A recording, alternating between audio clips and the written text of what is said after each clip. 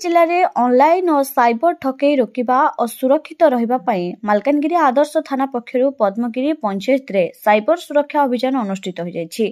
मालकानगिरी जिला पुलिस विभाग मालकानगिरी आदर्श थाना मिलित उद्यम रे मालकानगिरी ब्लॉक स्थ छत्तीसगढ़ सीमांत पद्मगिरी पंचायत तलसाही खेल पड़िया कार्यक्रम अनुष्ठित होता।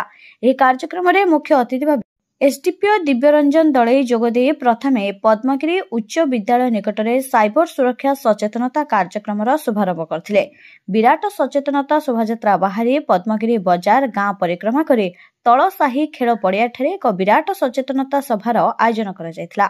मालकानगिरी थाना अधिकारी रिगान किंडों अध्यक्षतार अनुष्ठित सभारे मुख्य अतिथि भाव एसडीपीओ दिव्यरंजन दलई, मुख्य वक्ता भाव समाजसेवी रत्नाकर दास, सम्मानित अतिथि भाव ब्लॉक चेयरमैन गौरी पड़ियामी, नायब सरपंच रमीला नायक प्रमुख उपस्थित रही साइबर ठकईरू जनसाधारण किपरि सुरक्षा पाइबे ताहा सचेतन करथिले।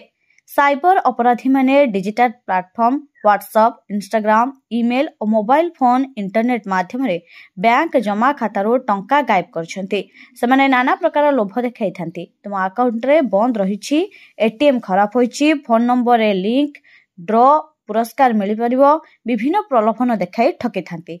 बहु प्रकार प्रलोभन देखाई उक्त कॉल नंबर कॉल आसिले नंबर को मने रखी संगे संगे पुलिस को खबर देले पुलिस यार कार्यानुष्ठान ग्रहण करिवे। हठात मेसेज किंबा ओटीपी पठाइबे नाही बोली सचेतनता करा जायतला। विद्यालयर छात्र छात्री और आओमा गुरुकुल कलाकार मानक द्वारा साइबर ठकई संपर्क में नाटक मंचस्थ होइतला। विद्यालयर छात्र छात्री द्वारा विभिन्न सांस्कृतिक कार्यक्रम परिवेषण करा जायतला। सचेतनता शोभायात्रा और कार्यक्रम में शताधिक स्थानीय बुद्धिजीवी, जनसाधारण और अभिभावक मध्य उपस्थित रहिथिले। Malkangiri Prashant Kumar Sagaria report, prime TV Odisha.